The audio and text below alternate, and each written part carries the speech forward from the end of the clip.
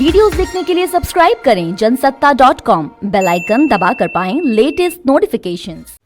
नमस्कार, मैं हूं आर्यव्रत और स्वागत है आप सभी का जनसत्ता में। 5 राज्यों में विधानसभा चुनाव होने वाले हैं और राजनीतिक सुगबुगाहट शुरू हो चुकी है। इसमें एक बात जो खास तौर पर ध्यान देने वाली है कि स्वतंत्र और निष्पक्ष चुनाव किसी भी लोकतंत्र का एक बहुत ही महत्वपूर्ण आधार होते हैं। किसी भी लोकतंत्र की नींव स्वतंत्र एवं निष्पक्ष चुनाव पर ही टिकी होती है। अगर व्यक्ति अपने मताधिकार का समुचित प्रयोग ना करे और उसके पसंद की सरकार सत्ता में ना हो तो फिर इन चुनावों का और इस पूरे लोकतंत्र का कोई मतलब नहीं रह जाता। स्वतंत्र और निष्पक्ष चुनाव कराने की जिम्मेदारी चुनाव आयोग की होती है और चुनाव आयोग की मदद करती है चुनावी आचार संहिता यानी कि मॉडल कोड ऑफ कंडक्ट। आज हम लोग मॉडल कोड ऑफ कंडक्ट के बारे में बात करेंगे, जिसको लेके काफी समय से एक काफी रोचक बहस चली आ रही है कि मॉडल कोड ऑफ कंडक्ट को किस तरह से सही रूप से इम्प्लीमेंट किया जाए। पहले मॉडल कोड ऑफ कंडक्ट के इतिहास की बात करते हैं तो असल में केरला इलेक्शंस 1960 में इसकी रूटिंग छुपी हुई है।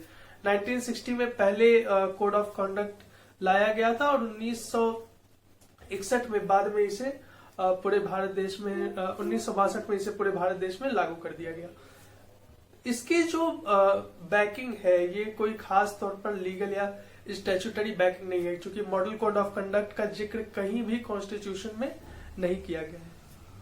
इसके लिए 2 महत्वपूर्ण प्रोसीजर्स हैं। सबसे पहला कि सुप्रीम कोर्ट ने लीगली जो आर्टिकल है, आर्टिकल 324 कॉन्स्टिट्यूशन में की इलेक्शन कंडक्ट कराने की जिम्मेदारी इलेक्शन कमीशन की है, तो उसी बेसिस पे इलेक्शन कमीशन ने पावर एक्वायर किया कि अगर हमारे पास चुनाव कंडक्ट कराने की जिम्मेदारी है तो उसका स्वतंत्र और निष्पक्ष होना भी हमारे ही अंडर में आता है, और सुप्रीम कोर्ट ने इसे मान्यता दे दी है। तब से इस चीज को लेके इलेक्शन कमीशन लगातार कई सारे स्टेप्स लेता रहा है।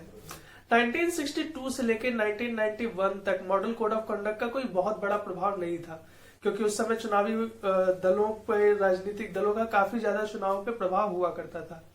लेकिन 1991 में टीएन सेशन और इलेक्शन कमीशन की अच्छी खासी बैकिंग और फोर्सफुल और स्ट्रिक्ट रेगुलेशन और इम्प्लीमेंटेशन की वजह से मॉडल कोड ऑफ कंडक्ट काफी इंपॉर्टेंट टूल बन गया।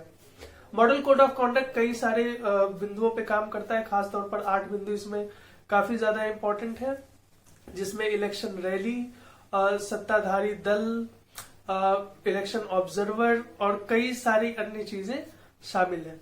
इसे लेकर इलेक्शन कमीशन स्वतंत्र और निष्पक्ष चुनाव कराने की कोशिश करता है। हालांकि एक बात जो इसमें खास तौर पर ध्यान देने वाली है वो ये है कि मॉडल कोड ऑफ कंडक्ट को फोर्सफुली इम्प्लीमेंट कर सकता है इलेक्शन कमीशन, और इसे लेकर कंप्लीट जो पावर है वो इलेक्शन कमीशन के ही पास है।